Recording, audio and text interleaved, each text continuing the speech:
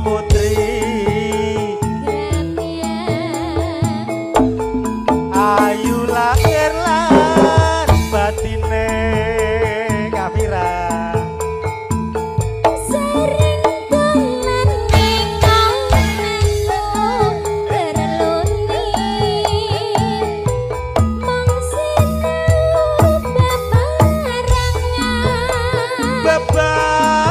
bebarengan sumi-sumi aku tresno mergo kelingan ireng manise ayo makina nanging juwo ora bisa urip bebarengan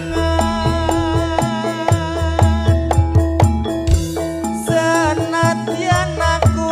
wis sumpah tetep tresno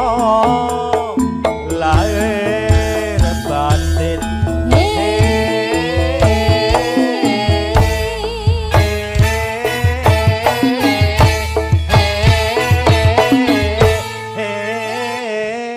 sini biar panitianya ngeliat ya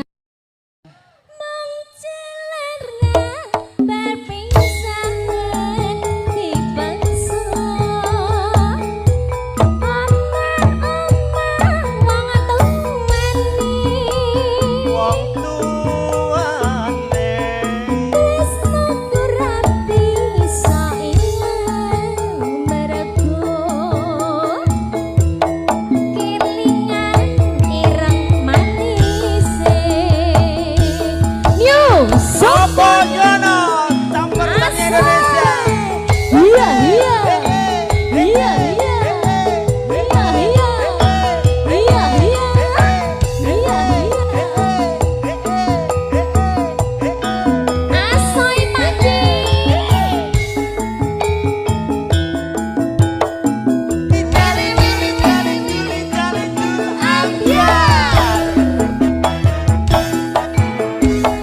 yen kelingan lelakonku jamane nalika ing pamulangan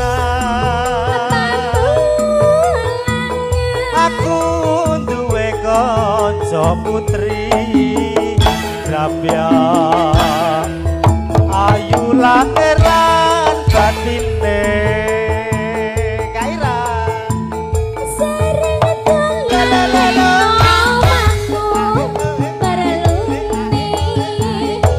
mangsinau bebarengan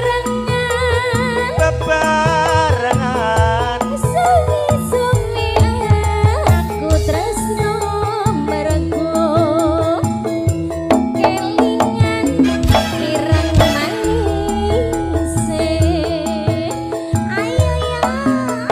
nanging juwo ora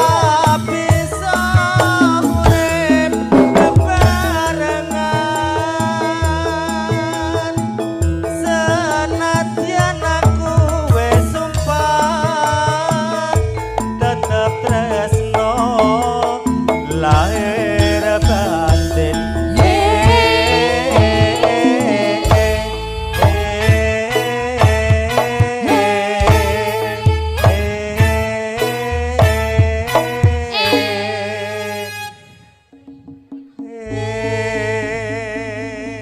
Kaira